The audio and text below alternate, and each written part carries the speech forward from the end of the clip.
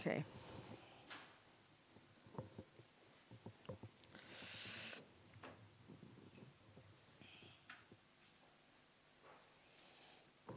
So does it? Oh wait, anyway, will come. Okay.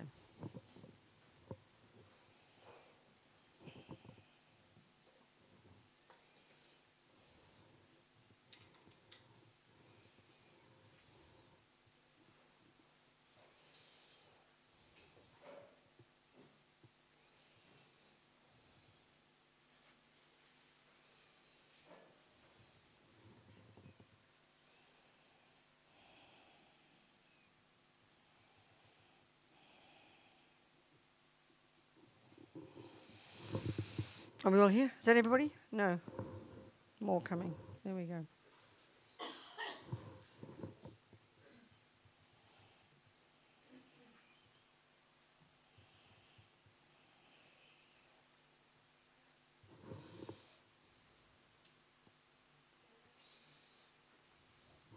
All right.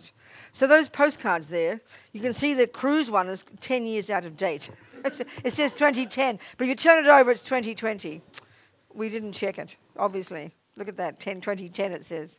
No, it's this cruise around Australia. It's very funny. It's one of the most successful, this big, one of these fancy cruises, 2,000 people, and one of their most popular cruises that circumnavigates the whole of Australia. So I've always thought to do a cruise, because there are lots of people who don't want to walk up the mountains and live in simple caves and boring old things in India who like luxury, So it's 28 days, and about $700 of it, each person's thing, goes to Lama Zopa. He's trying to raise money for his different projects up at his cave in the mountains. So if you want to be basic, you can come on the trek in March, which is what you guys did, or you can be fancy and spend a month on a ship in March 2020. So anyway, there you go. That's exactly right. Yes, exactly. 20, I'm getting very nice. No more mountains. I'm so happy. And the other one is the pilgrimage. Every year we do that since 2001, the elephant there. That's a pilgrimage around the main places of India. Yeah, that's been going since 2001. Every year we do that, and that raises money for the prison project. So there you go. That's the commercials. So now back to bliss, okay? So remember the word, in feeling, every second we have a feeling. The word here is not referring to like we mean as emotion. It's simply a pleasant feeling, an unpleasant feeling, or a neutral. So there's nothing wrong with pleasant feelings. Buddha's not, attachment is a delusion. So then we conflate it with pleasure, so we assume pleasure's naughty. That's our mistake. No, attachment is a neurotic, deluded, ridiculous, junky state of mind that's completely distorted. And its job is to find something that we can have contact with that will then trigger a pleasant feeling. Well, nothing wrong with pleasant feelings. As Lama Yeshe says, the more pleasure, the better, dear. And Buddha's telling us, I've got a method that you won't believe the pleasure you'll have. And that's the point, but we find it hard to hear that. It sounds kind of a bit sort of confusing, Because the point that Buddha's making, our mind, in its natural state, when it is unencumbered by delusions, is naturally blissful. But it's not neurotic bliss. It's not extreme kind of hysterical bliss, which is how it is for us now. The mind is totally peaceful. Even I know different people who have a moment of experience in meditation all say that the joy and the bliss is quite distinctly different from normal bliss because it's utterly calm. You think of the joy we have through the senses. It's like very rough. It's very extreme. Very rough. The mind's berserk. But when the mind is more pure, more subtle in meditation, when it's more subtle, or when you're a highly evolved being who's gone beyond delusions, then it's super peaceful, super calm. It's not frantic. It's not desperate, It's very interesting. And the mind is naturally blissful. That's its nature. It's not something you've got to get. We're convinced that bliss is something you get when you get an object. Bliss is what you get when you give up the delusions. That's the Buddha's point. That's the Buddha's point, So it's very inspiring, very encouraging. In the beginning, the bliss you experience is physical. which is the grosser level. But as your concentration deepens, as you throw off the layers of blankets of grosser consciousness, you experience bliss exclusively at the mental level. This is because you've stopped perceiving the objects of the five senses. You have closed the door to superstition. All the contradictory concepts have disappeared. Your mind is now crystal clear, as if you could count every atom. As your concentration gets stronger and you reach ever subtler levels, your mind becomes super powerful. From his own experience, Lama Tsongkhapa says that you can reach a point of such clarity in your meditation that your mind feels almost infinite. Your mind is so clear, so sharp, it's as if you can distinguish all the subtle physical energies. You'll have the courageous thought, I can count all the atoms of the universe. This level of mind is more powerful than even scientific instruments. Now I think I'm showing pride in Buddhism, Lama said. See, we don't think of the mind like that, do we? You know, you can hear people talk about being in the zone, or people who've got super concentration when they're doing all their math. If they're genius mathematicians or musicians, or you're running, people talk about that. That's just a taste, the grossest level of the taste of the joy of your own mind when you've got some concentration. Do you understand what I'm saying? Because the mind is relatively focused. Well, this is 1 billion times more subtle, 1 billion times more powerful, 1 billion times more capable. This is natural for all of us, you know. You'll always be joyful. Well, that sounds hilarious, doesn't it?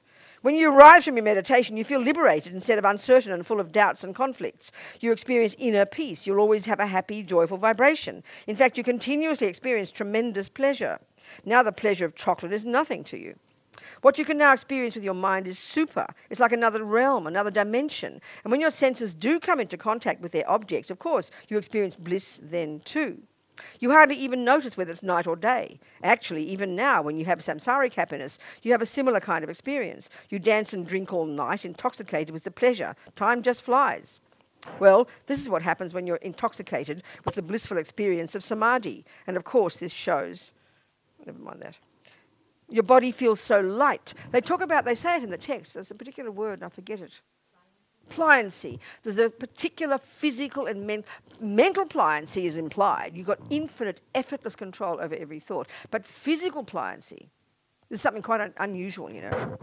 When you are out of meditation, the heavy energy of your body vanishes. Your body feels like a brand new body. You feel so light, almost as if you could fly, almost as if you had no body at all. Your body feels like effortless. Can you imagine? I mean, we know yourself when you're miserable, your body feels like a big lump of lead, doesn't it? You know, I remember there's one Nyingma Lama years ago, he passed away now, Dilgo Khyentse Rinpoche. He is enormously fat. He's what we'd call gross obese. He had to be carried by people. But you looked at his face, he was radiant, like a light as a feather, you know. Do you understand? Because it was like even though he had this massive body, it was like nothing. Because his mind is joyful, his mind is radiant, his mind is focused. Your sleep is like meditation. You know, almost you don't need sleep. I mean, Lama Zopa doesn't sleep. He might look like he does sometimes, but you don't. When your mind is so radiant, he's got more than concentration. He's got bodhicitta realizations and everything else. But this is concentration. And the Buddha says we've had this in countless lifetimes. We've had it countless times. We've lost it, you know.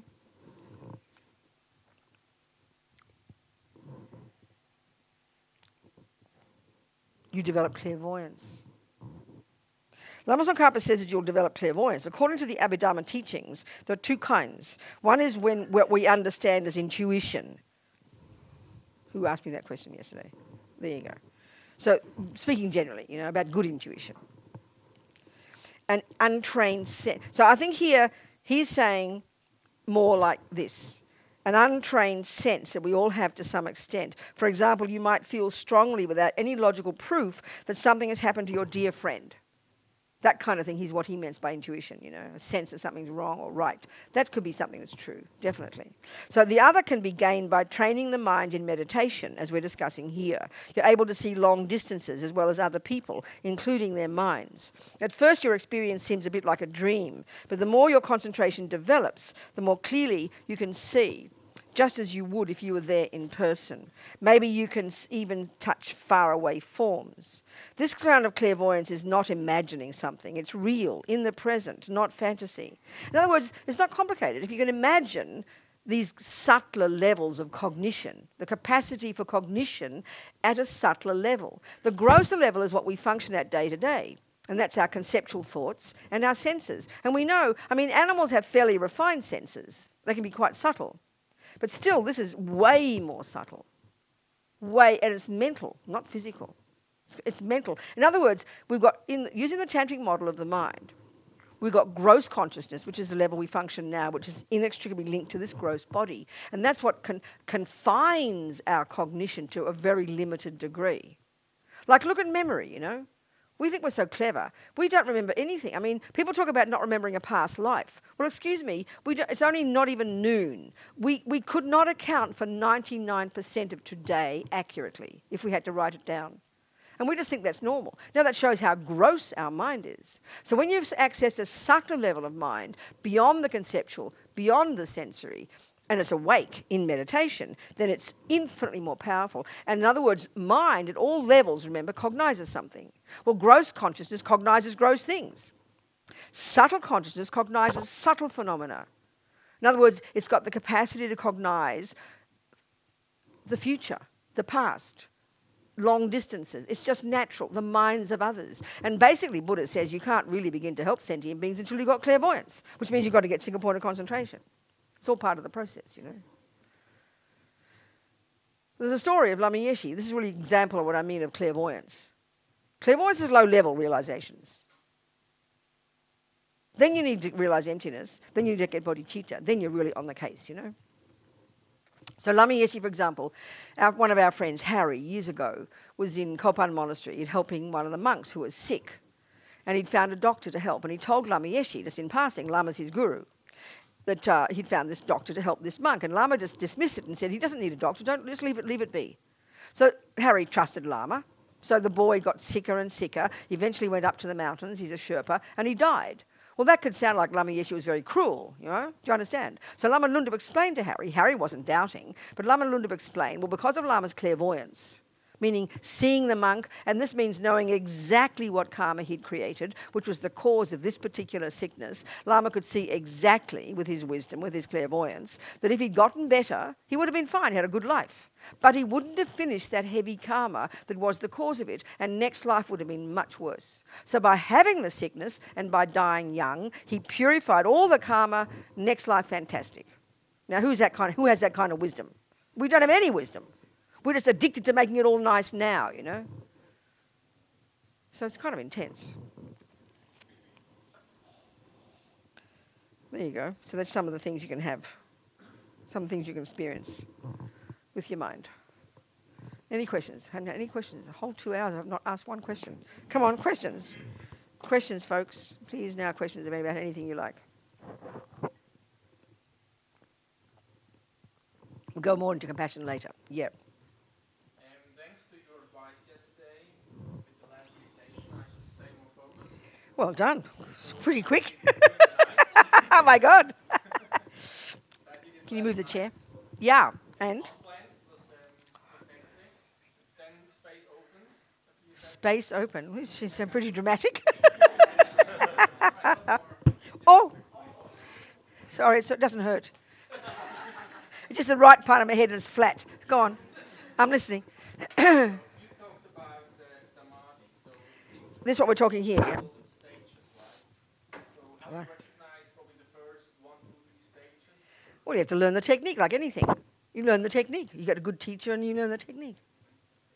And will it last once you are in samadhi, or? Well, no, we've had it in countless lifetimes, and we've lost it, obviously.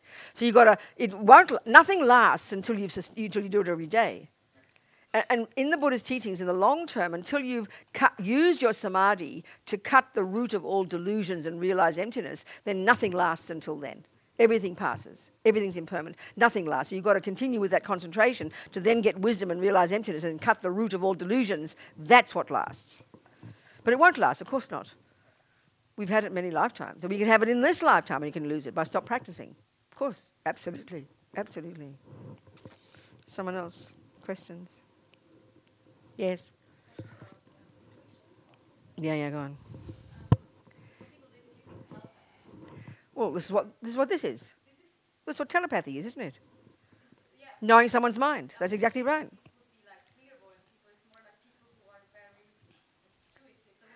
No, okay.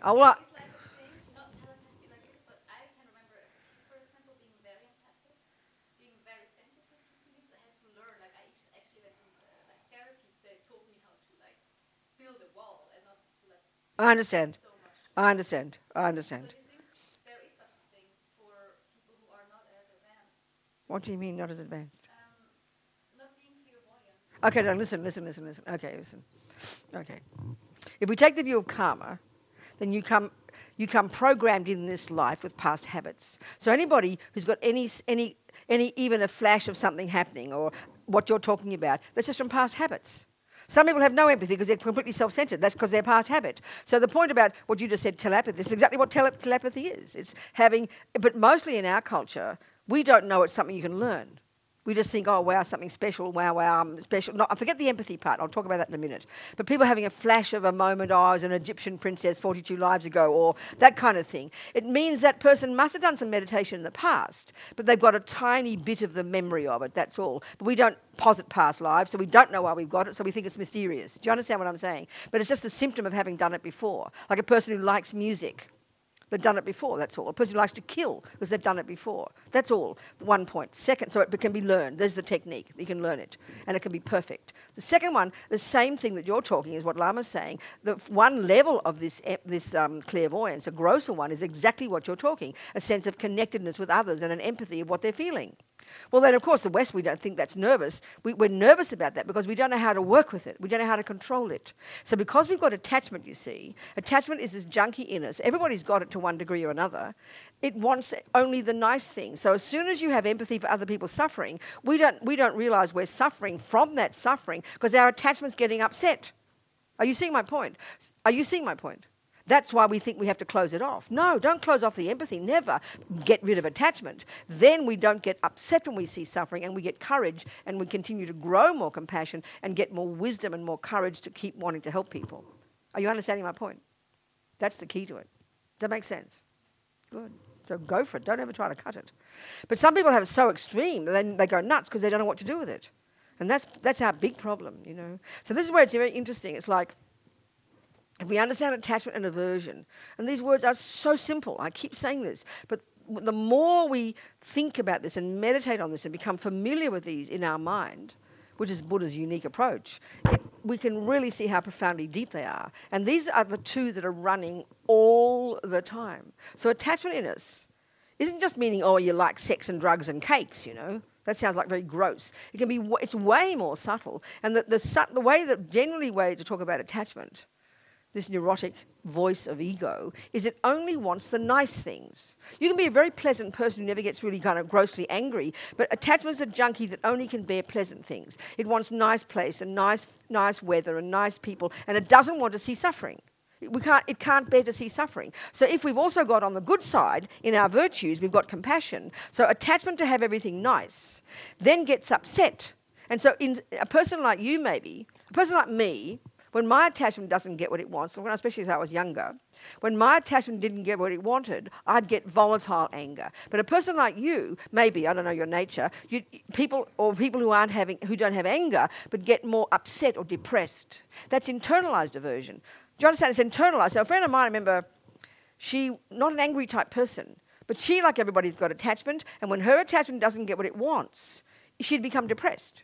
Because that's like odd. Because basically aversion is no, I don't want to know. I can't cope with it. Go away. So when you're an angry person, you punch it. But depression, you go in. And she'd have panic attacks because she couldn't cope. Like she was into environmentalism. And she'd even be just seeing a tree that was not quite right. She'd have a panic attack. Well, that's her aversion. It becomes depression and anxiety. Mine, I'd just go out and kill all the people who did the wrong tree, sort of thing. So aversion has a spectrum. Volatile anger all the way to annoyed, irritated, frustrated, and then despair and depression. They're all the response to attachment not getting what it wants. Do you understand? So that's your negative side. Then the positive side, having empathy, and you feel people suffering. But because we've got attachment, it can't stand to see the suffering. That's when we get depressed or don't know what to do about it. We've got no barrier. That's why people say cut it off. Do you understand? Don't cut off the empathy, cut off the attachment and the aversion. Then you get the courage of, no matter how bad things are, the bodhisattvas who've given up attachment and aversion have infinite capacity to bear. They see the suffering, and what it does for them is give them courage to keep on working on themselves so they can keep helping. Do you understand? That's the point. That's the real one, to get the courage to do that. For those people.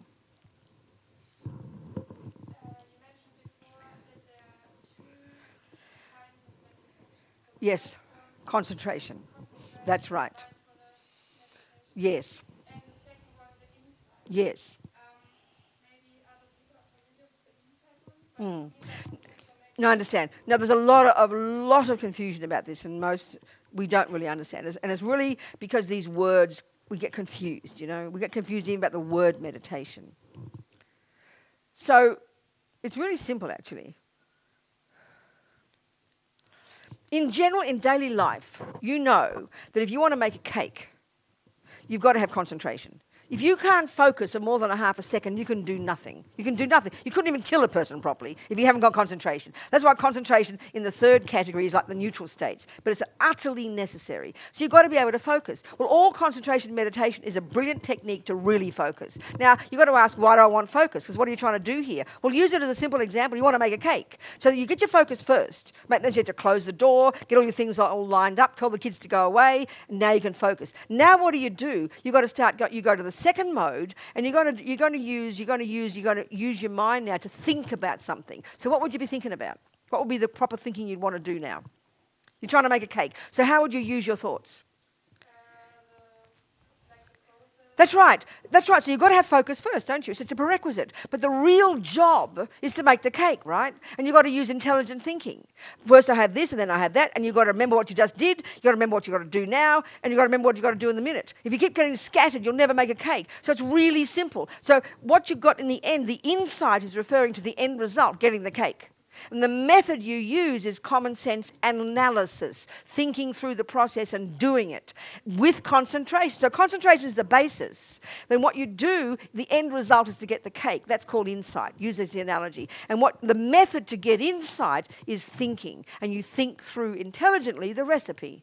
Would you agree with that process? Well, here we're talking concentration is the first one. The insight, what we need insight ultimately is into how things exist.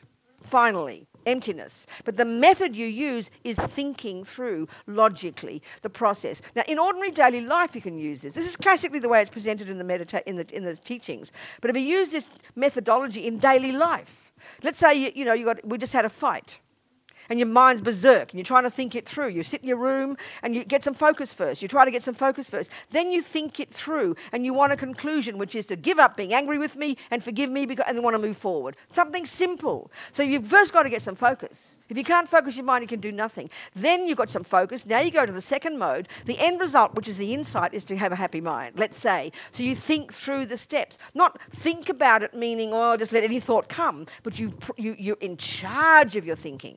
You don't just sit there intuitively and think, now the eggs and now the milk and now the flour. You do it properly. So here you think, so if you're doing mathematics, you don't just think it through randomly. You've got to have focus first. The result is to get the answer. Number 2 is the answer to 1 + 1. So the method you use to get the answer, the insight into 2, is plus 1 is this and plus is that and equals this. And you go, I get it. That's the insight. So here, the classic insight is into emptiness in the final result of everything. But the methodology you use is the logical thinking that triggers the insight. So it's not complicated. We make it complicated. So Buddha taught in earlier stages of our practice, in the junior school and high school, he teaches many kinds of insight meditations. And the one that's most popularly known, because Vipassana is the term that's used, and it's almost like a separate religion now, it's taking the particular technique that Buddha used, based on concentration first, then the insight is into impermanence, and the methodology is to scan the experience of the body. Some people maybe have done this. I've never done it, Have you people know this one? There you go. So the insight that you want to get is impermanence. The methodology is going through the sensations of your body, but based on concentration. So concentration is the first thing. Then you go to the insight mode, and the methodology you're using to get insight into impermanence is the experiences of your body. Do you understand?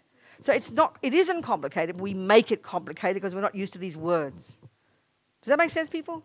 Does that make sense, people? You're comprehending? So it depends on what you want to get insight into. So here, Lama's talking about what they call special insight, which means emptiness. And the method, okay, we all know if you've read Tibetan Buddhist teachings, there's a thing called concentration meditation and analytical meditation. You've heard that term before, right? Well, that confuses us. Analytical, meditation, they seem like contradiction.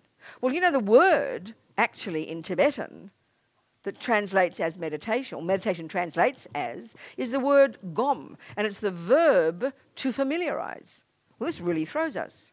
So the real meaning of meditation is to familiarize your mind with how to make a cake, familiarize your mind with mathematics, familiarize your mind with wisdom, familiarize your mind with virtue, whatever it might be. First, you've got to have concentration. Then you use the thinking. So analysis, analytical meditation. To meditate means to familiarize. Put your knee underneath. You've got Dharma there. You've got your knee on your guru's name. Underneath you, Lama Zopa's name is there. That's right. Thank you. So you've got concentration first. It's just a preliminary. Concentration so you can do something. Then you want to get insight into, what did I say? What was it we're getting insight into? I forgot. No. Okay. Start again. Yeah, start again. The classic coupling of concentration and insight in the Mahayana one is insight into emptiness. The one here is insight into impermanence. The method that's used in the second mode to get emptiness is called analysis. Well, what is analysis? It's a fancy word for to think about. You know, you could say you analyze the cake product, or you think it through. You're thinking something through, basically. So analytical meditation is a fancy term for thinking something through logically. And that thinking something through logically will always trigger an insight into, oh, I get it. We live our lives like this. You think something through and you get the answer. That's what it's referring to.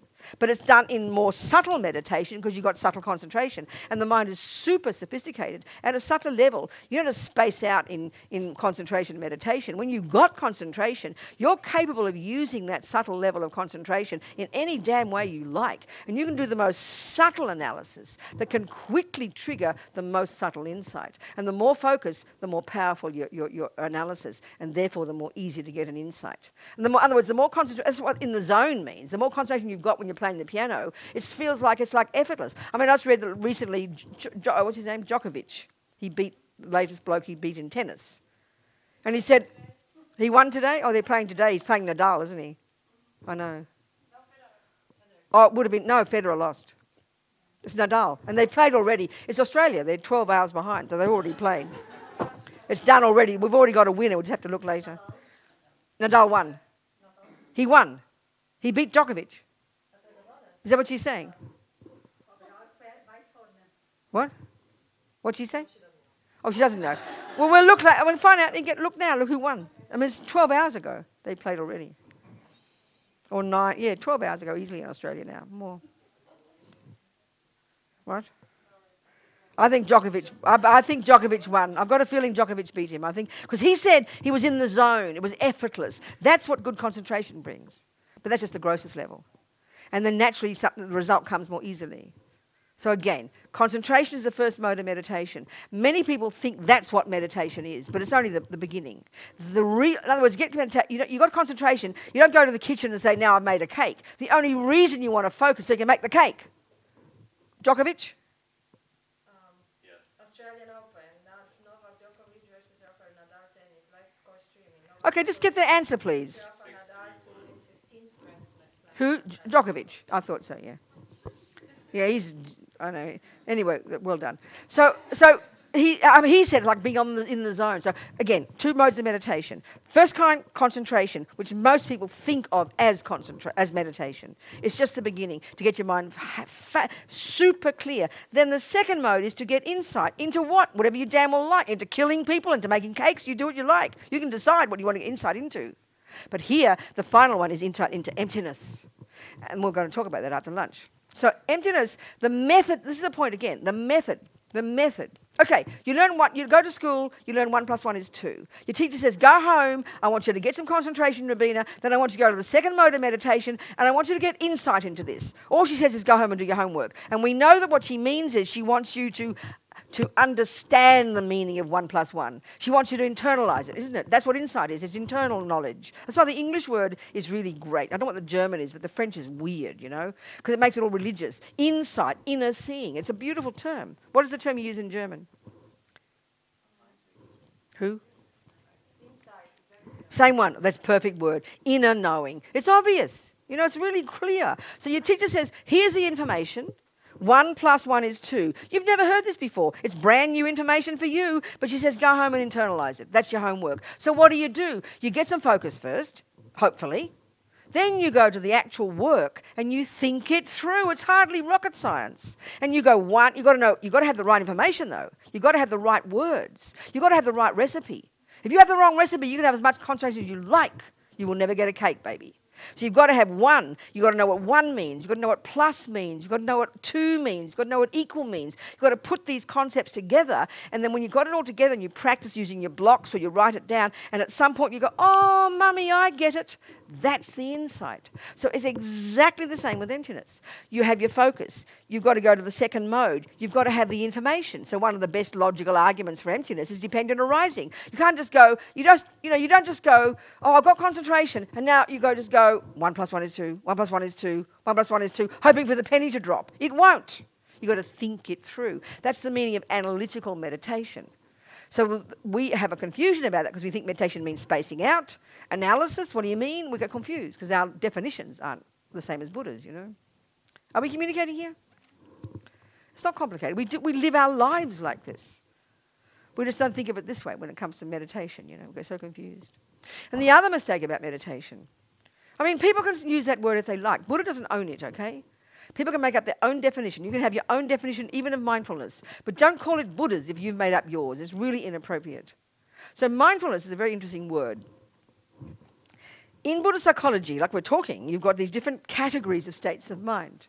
The 3. Some are neurotic, some are valid, some are virtuous, and some are these mechanics. That's my word. And there's many of them. And so one of them is called concentration. One is called love. That's in the virtue. One is called attachment. That's in the negative. One is called concentration. Another one is called mindfulness. Well, all that is the ability to not forget what you're doing moment by moment. That's it. But people use it to mean virtue. People use it to mean all sorts of things. But it's simply, really my feeling is it's better to call it not forgetfulness. It's merely not. So that's why Lama Zopa, he says, thieves need mindfulness. I remember one person in California who's a Vipassana practitioner, he got so upset he left the teaching and then wrote and complained that I insulted Vipassana meditation because I said thieves need mindfulness. Well, it's true. Because mindfulness is neither good nor bad. It's not a virtue. But we think of it as a holy thing. We think of it as special. It's over-exaggerating. It's simply the ability to not forget what you're doing. You need it when you make a cake or when you kill somebody. But we give it all this extra meaning. And then we think, anyway, this is Buddha's approach. So you can decide what you like, but there's a lot of variations of it around, Any more questions? Yeah.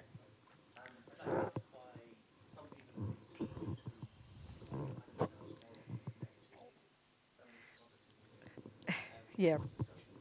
Yes. Yes. Where's his gold cloth, please? You should be noticing, taking care of people. There we go. Sorry. No, don't be sorry. Talk to me. I'm listening. Go on. Well, one example was given. You do 100 good things for a person and one bad thing. That's right. A lot of people would Remember the bad. just the bad. That's right. And another example was given was like the media always reporting negative. That's right. Exactly. Why is this? Yes, exactly. I think the answer is so simple it's embarrassing. Okay, all ears. Habit. That's all. Why are there more weeds in your garden than flowers? Yeah. The answer's simple, isn't it? If there are more weeds in your garden, what does that tell you?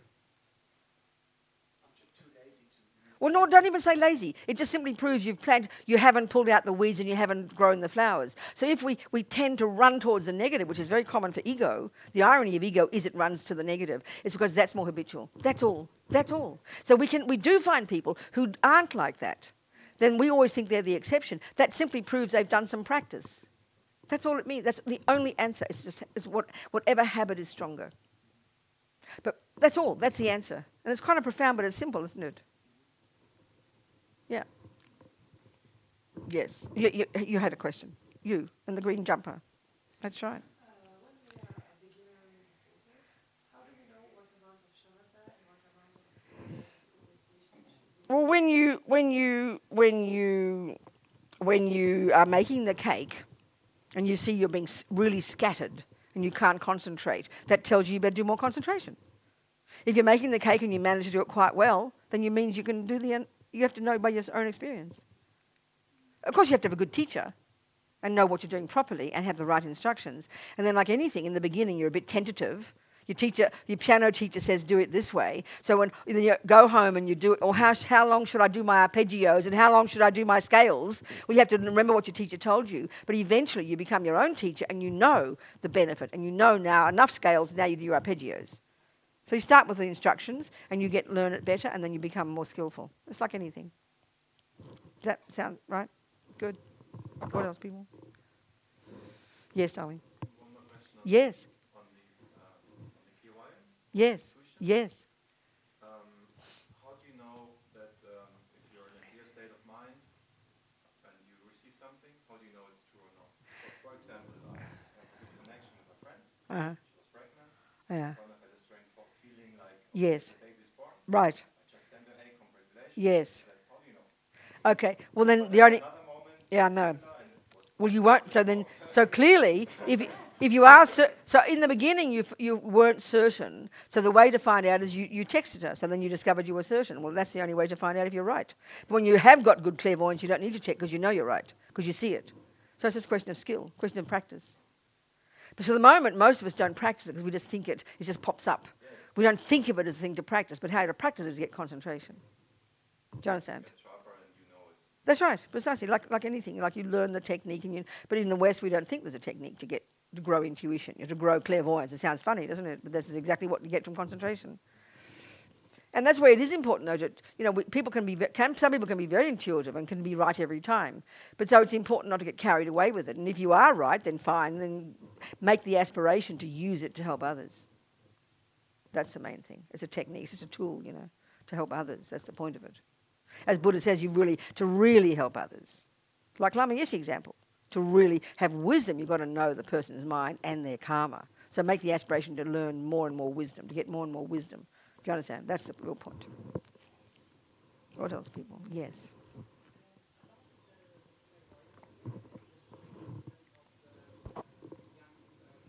That's right. Well, I mean, had to. I know. Lama. That's right. That's right. Exactly. That's right. Yes. We do. Exactly. That's right. Yes.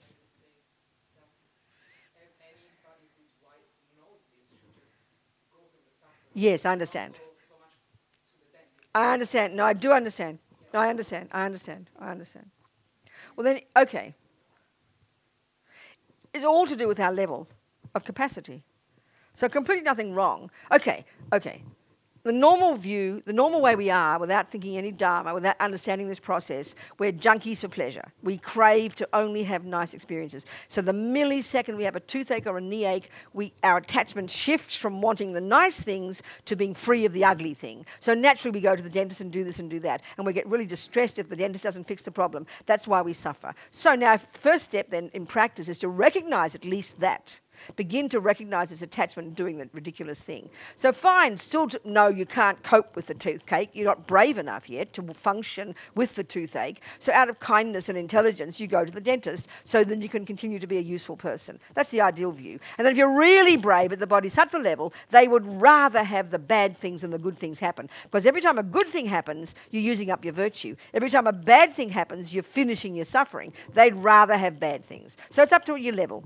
But always to do it consciously with a good motivation, then it makes it not samsaric. Do you understand? You have to know where you're at, That's exactly the thing.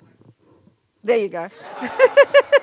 That's right. So don't feel bad about it. It's very sensitive. I remember when I first went to Kopan Monastery, and I had diarrhea, and I could get so sick. Used to get so sick. You don't get so much anymore. And I was feeling all this drama. I'm suffering. I have to put up with this suffering, and it was like ridiculous. And Lama Yeshe passed me and said, "Go get some diarrhea tablets." It was so simple. I felt embarrassed. I was being all kind of morbid and self-piteous. Just take a tablet and shut up. You understand? But the point is this. And this is where, when you get pain, this is how attachment works. It's very deep, Attachment is always craving to get the nice thing. And then the second the unnice thing happens, then attachment shifts its focus to being rid of the unnice thing. But then that's where, when you get pain, I get some pain sometimes. All I got to do is think of the people who have pain all the time. And I just think, how can you live like that? I can imagine killing yourself if you lived in pain, because there's nothing, you can never, ever wait for it to end because you know it won't. That's unbearable. I can't imagine that, This is really incredible, isn't it? Because look at our attachment. The second the smallest pain comes, craving to get rid of the pain and doing everything we can to stop the pain. But the point is, let's say, this is where if you learn to recognize attachment and aversion, still, yes, go to the dentist. But know that maybe, and this is what happens, people go to an operation. One woman I talked to had some eye problem, and she came out of the operation with a 10 times worse eye problem. So this can happen too. They can pull out the wrong teeth, or you can get a disease. So not to have all the expectation of the freedom from suffering, it mightn't always come.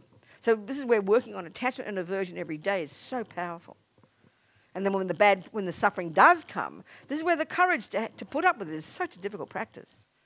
It's such a difficult practice, It's unbelievably difficult. This is daily life. We know this. This is why I was, Buddha says nothing wrong with changing something. Please change it. Nothing wrong. But what if you can't? And this is where I've always quote the experiences of my friends in prison, They know they can't, they're locked, they're in, they can't get out. So they've got no choice but to change their mind, You've got no choice, you're up against the wall. That's why there's an extreme example I always use, this woman on death row in Florida years ago. She's this hippie. I remember reading about her yesterday in the New York Times again. She's 70-something now, but in the 70s she was hitching with a hippie husband and their kids. And they had whatever it was, they're in a car and the police stop them, and the guy driving kills the police and blames the hippies. So they're on death row in Florida. The husband even gets executed. I mean, can you even imagine the nightmare, And she did yoga and things, I think. She must be such a special person. So she said, at some point I realized I couldn't change anything. But they couldn't take my mind from me, So I decided I'm not a monk. I'm not a prisoner, I'm a monk. I'm not in a cell, I'm in a cave. So not only did she reinterpret her experience for her own sanity, but she even that's applying emptiness. And now we're lunchtime now, but we can talk about it later.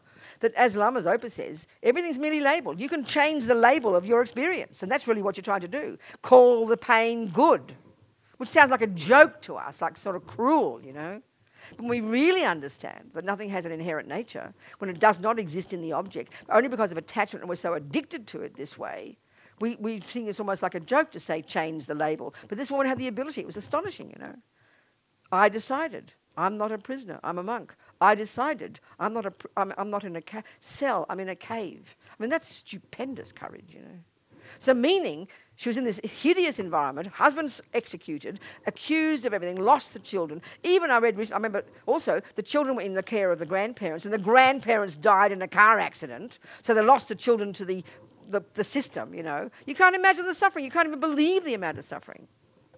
So finally she got out after 17 years. And then she met some fellow, an Irish guy, who'd also been accused of murder, was going to be executed in England for killing the police, Irish.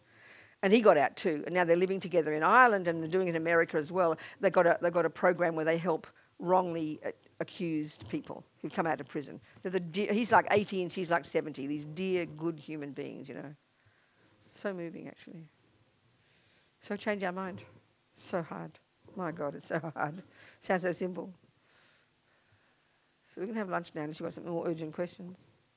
No questions? You got no questions? Not one? Okay. Okay. Can I ask you a quick one? Yes. You were mentioning that it's good to have some bad karma because you haven't thought afterwards if you just got rid of some bad karma. If we can be brave enough to think that way, yes, Yeah, that's right. okay. Exactly, exactly. But I was thinking, if you, like, mind never began, so you never had a first body. That's right. So that means you have an infinite amount of karma. There is until we cut the root. Yes. That's the point. So if you have an infinite amount of karma, also you've burned off an infinite amount of karma, both, but still infinite. So if you have just burned off some bad karma, I'm just wondering whether there's any point in doing that. I understand. That karma's infinite. No, I understand. But I think that the other way to think about it is that every time you burn off a bit of bad karma, it gives a bit of space there to finally get the wisdom to cut the root that causes all the bad karma. And that's when you realize emptiness. And that's where everything is stopped. That's where everything is stopped. So if we think of it in the present, theoretically you're right. But if you begin, but the other advantage is simply this: even the thought, wow, that's good, I just suffered. That is a virtuous thought, and virtue helps you get wisdom. Every time you feed into the non-virtue, it just increases ignorance. So every time you have a virtuous thought, it finally leads you to be able to use the wisdom to get rid of all the rubbish, to cut the delusions. I know what you're saying, but so then you bypass everything. Then you stop everything. It's what somebody says in English, suffering ennobles the spirit. Is what? Suffering ennobles the spirit. There you go. It can. If we're brave enough, it can. It does. We know that. We know that. And what do we say in modern time? We say, see something not as a problem but as a challenge. And we understand this when it comes to achieving things. I used to always think of Lance Armstrong.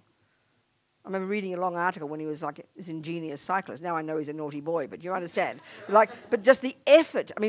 People admire that level of furious effort to greet the highest mountains with a happy mind. The worse the mountain, the happier he was. This is, but emotionally, same thing. It really is, it's powerful because it makes us courageous. And then it also makes us empathetic because we can see other people suffering, And it lessens attachment. It makes us brave. All right, have some lunch. Yeah, okay. See you soon. All right. Well, we said 90 minutes yesterday, but it turned out to be 2 hours, so maybe it'll be 2 hours again. But don't have to make it 2 hours. Make it 90 minutes. I think so. But don't rush.